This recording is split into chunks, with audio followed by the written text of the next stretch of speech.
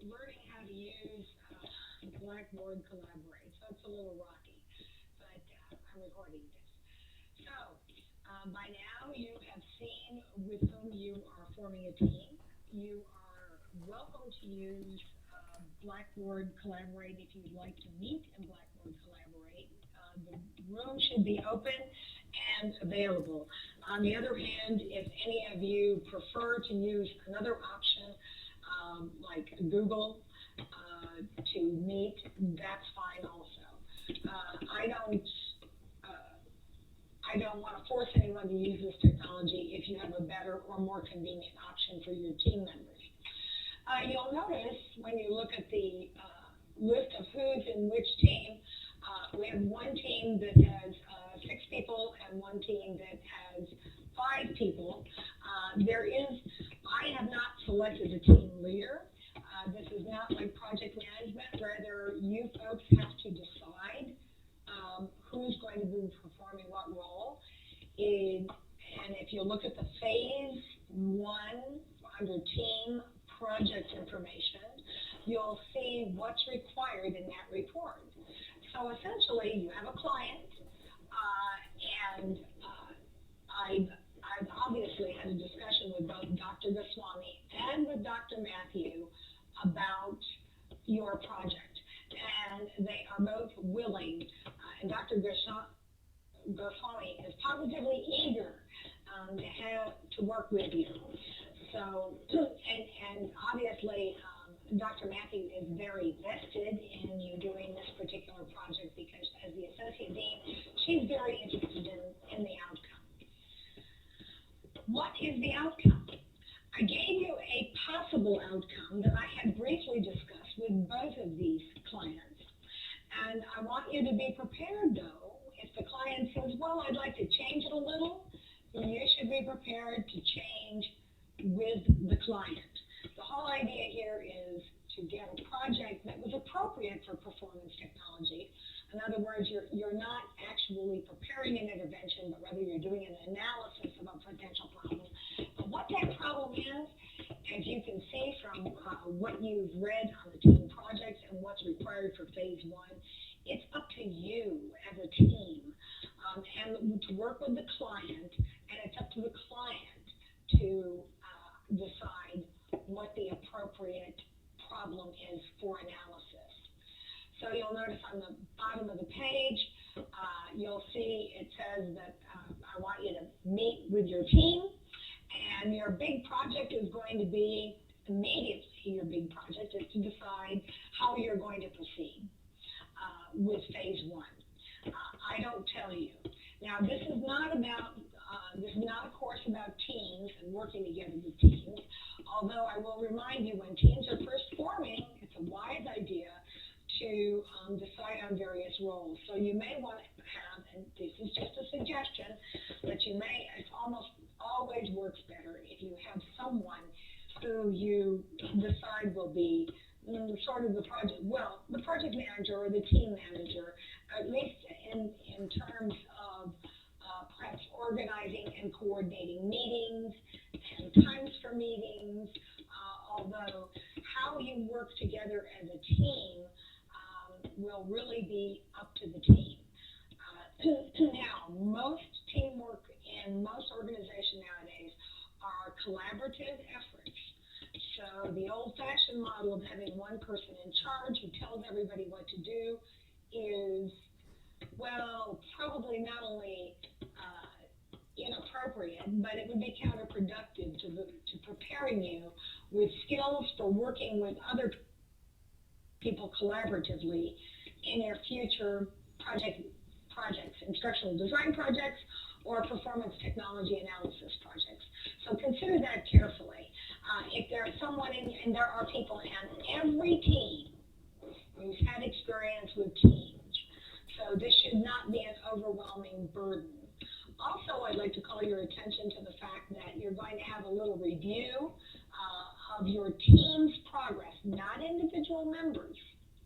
If you look carefully at the project information, you're going to have both teams will be reviewing where they stand or what they think the team has done well. There's a form for this. There's a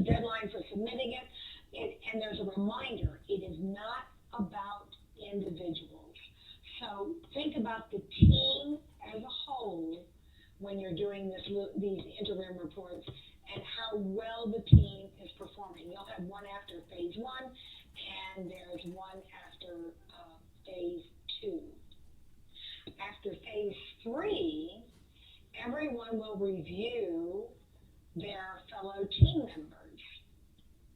The criteria for this review is also in the team project documents. And if anyone can't find that, let me know. But it's definitely in there. I think it's attached to the same document that has the phases in it. Now remember, the two interim reviews are about how well the team is progressing. The third one, it will be an evaluation of your colleagues, and it will contribute to the overall participation report. I've also asked everyone not to discuss their peer evaluations with colleagues. It's, I do not want that discussion to occur. Now, you will get to talk, and you should talk about team progress. That is certainly welcome. So for those interim reports where you're really analyzing how well the team is working as a team, what's working, what you'd like to change perhaps for the future, for the second phase, in the case of the one we do after the first phase, that's more than acceptable. You certainly should do that. And if you wanted to discuss that in advance, you could, although I don't really see I'm the only one who can able to you watch may or this may lecture, not. so You I'm should recording discuss it though once the everyone lecture and I has will post it for done my a other team classmates. evaluation. Oh, using Remember, Captivate? the No, third one online is for software. team members, and it's confidential and private. So don't discuss it with anyone else, not with anyone else. Whether or not they're in the course is irrelevant. It's a really Captivate, small I group. was gonna tell you should try using Don't Captivate. You can discuss practice. in any manner, shape, or form with anyone Is it else. okay for you That just I would like finish this 5 everyone minutes? Yeah, sure. to individually and without introducing the opinions of your other colleagues about the individuals to evaluate each person on the team by the criteria you've been given. If you've been in my project management course already, you know I do have a team peer evaluation. This one, or a team member, excuse me, team members peer evaluation. And similarly, I asked this to be confidential. This is what? The difference is in this course, at this point, Should have backed it up the first. peer Yeah, it's already back there. evaluation will be a document you'll submit to me. It's not in a database online, but rather you'll complete the electronic document for each team member and then submit it. And by the way, I will consider you submitting all of your evaluations of all of your colleagues in the teams part of your participation as well. And you'll notice participation is 20% of the course. So not only do all those postings that you've been doing all along and discussions about things happening or your ideas about performance technology and responding to the kinds of questions you've been asked, but also the teamwork will play into that as well with those team peer evaluations. So if you have any questions about that, you're certainly invited to ask me, and I'm open to anyone's suggestions if you would like more information or you'd like a Blackboard Collaborate session about any of those individual items. Well, for the moment, I think this is it. I just wanted to once again remind you, you've got your teams, and you should be able to find, well, you can find it in the UHCL phone book, which is an online UHCL phone book, and it has these people's titles for both of the clients. It has the titles, it has their email, it has their phone number, and they do know that you may be contacting them. Dr. Matthew also has a document, and George Onifray was actually part of a group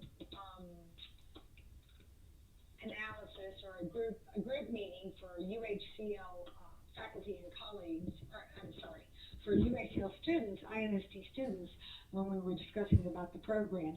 The information they put together was really more about content, not necessarily about the outcome we were discussing, or that she and I discussed as your possible team project.